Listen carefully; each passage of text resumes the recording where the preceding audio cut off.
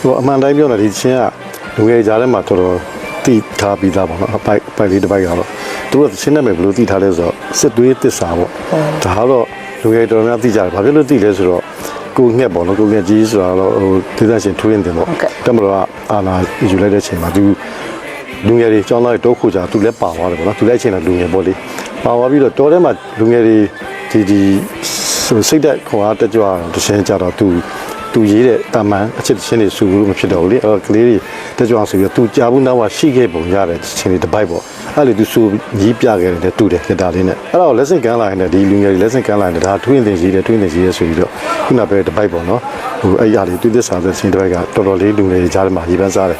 အဲ့တော့အဲ့ချင်းကတကယ်ကြတော့ခုနပြောတယ်1960မှာဒုလက်အင်းတွေအတွက်ကွန်ပျူတာထင်တယ်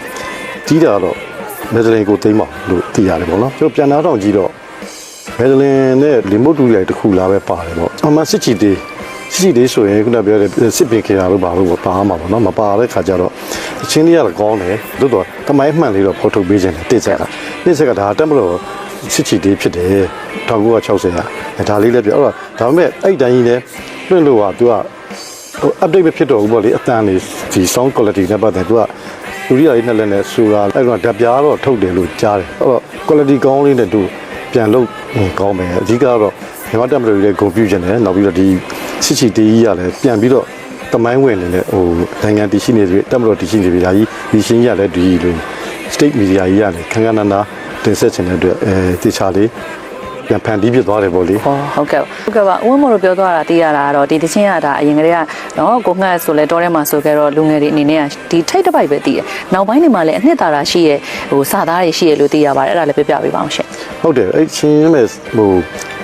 လူတွေသိတာတော့တွင်းတင်ကြီးသူတော်ထဲမှာသူရတဲ့ပိုက်လေးစူပြတဲ့ဟာပဲပေါက်သွားတာဟိုလူငယ်တော်ကြားထဲမှာဒါပေမဲ့တကယ်ဒီချင်းတပုတ်လို့နားတောင်ကြည့်တဲ့အခါမှာပိုက်အကြီး3ပိုက်ပါတာပေါ့နောက်ပိုက်တယ်လည်းတော်တော်လေးကောင်းတယ်အမှတောတောင်တွေကိုပါညာပြီးမှအဆိုတော်သာဆွေးခိုင်းကြလိုက်တော့စာသားလေးတွေကတော်တော်တပုတ်လုံး